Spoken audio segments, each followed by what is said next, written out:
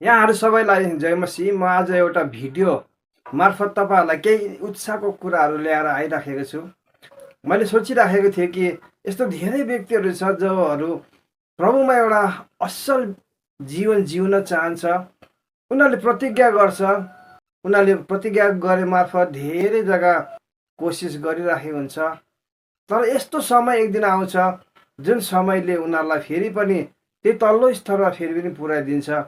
अनि फेरि एक दिन यस्तो समय आउँछ कि उनीहरूले पश्चाताप गर्छन् अनि भन्छन्, प्रभु मैले ठुलो गल्ती गरेँ। अनि घोर पश्चाताप गरेर उनीहरू घुवा घुवा रुन्छन्, धुरु धुरु रुन्छन् अनि उनीहरूको आँसु रोकिँदैन।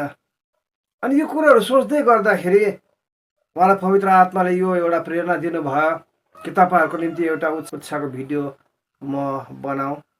हेर्नुहोस्, म तपाईँलाई एउटा कुरा सल्लाह दिन चाहन्छु। यो स्पिरिचुअल लाइफ भन्नेको चाहिँ स्कुल जस्तो नै हो। ध्यान छ सुन्नुहोस्, मैले के भनिराखेको छु।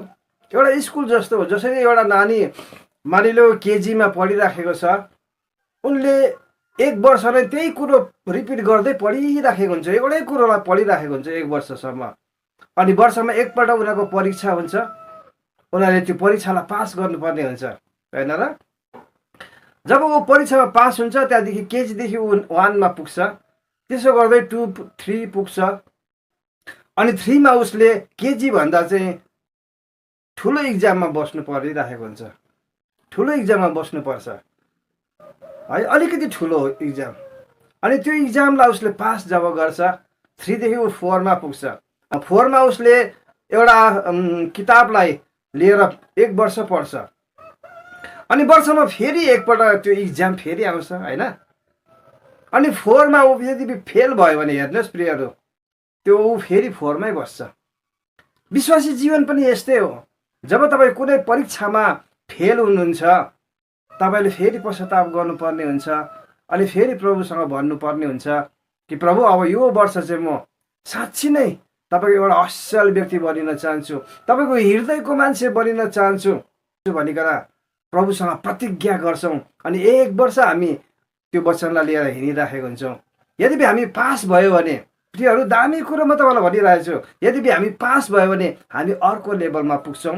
तर यो तपाईँले बिर्सिनु हुँदैन कि त्यो लेभलमा चाहिँ त्योभन्दा अझै ठुलो इक्जाम हामीले बस्नुपर्छ, त्योभन्दा ठुलो परीक्षा हाम्रो जीवनमा आउँछ। यदि त्यसलाई पनि हामीले पास गर्यो भने हामी अझै अर्को लेभल पुग्छौँ। तर यो होइन कि अब हाम्रो इक्जाम सक्यो, होइन, अब हाम्रो परीक्षा सक्यो, होइन, अझै ठुलो कष्ट हाम्रो जीवनमा आउँछ। किनभने हाम्रो लेभल जसरी बढ्दै गरेको हुन्छ त्यसरी नै कष्ट, दुःख, पीडाहरू, परीक्षाहरू अझै ठुलो ठुलो हुँदै जान्छ। अघि मैले तपाईँलाई भनिराखेको थिएँ कि स्पिरिचुअल लाइफ पनि स्कुल जस्तै हो। जब हामी जुन जग्गामा फेल हुन्छ नि प्रियहरू, हामी त्यहीँ आइपुग्छौँ, त्यहाँबाट फेरि सुरु गर्नुपर्ने हुन्छ। तर यदि तपाईँले फेल नभइकन सबै परीक्षा, सङ्कष्ट, बाधा विघ्नलाई तपाईँले जित्दै जित्दै जित्दै तपाईँ बढ्दै जानुहुन्छ, तपाईँको स्तर पनि बढ्दै बढ्दै बढ्दै गएको हुन्छ। हालेलुया।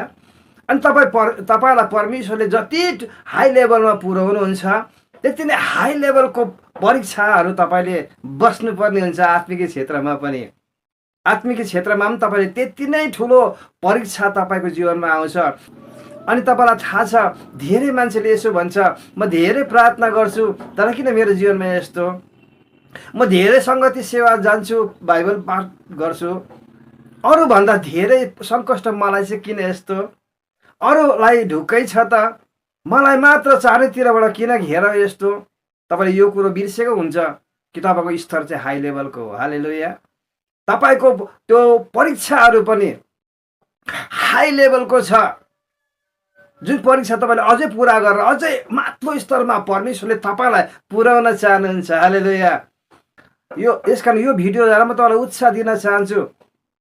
म यो समयहरूमा यो प्रार्थना गरिराखेको छु कि प्रभु मलाई अझै ठुला ठुला परीक्षामा तपाईँले मलाई पार्नुहोस् अनि मलाई विजय पार्नुहोस्। किनभने मैले यो बुझेको छु, यो रहस्यलाई मैले जानेको छु कि मेरो लेभल पनि हाई लेभलको भएको कारणले गर्दाखेरि ममा परीक्षा, बाधा विघ्नहरू पनि हाई लेभलको आउँछ। अनि त्यो कुरोलाई मैले जितेँ भने अझै म हाई लेभलमा पुग्न सक्छु।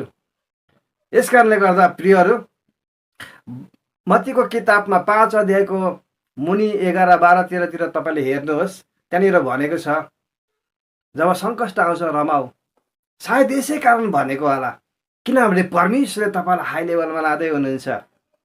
कि तपाईँ आज त्यो सङ्कष्टलाई इन्कार गर्नुहुन्छ?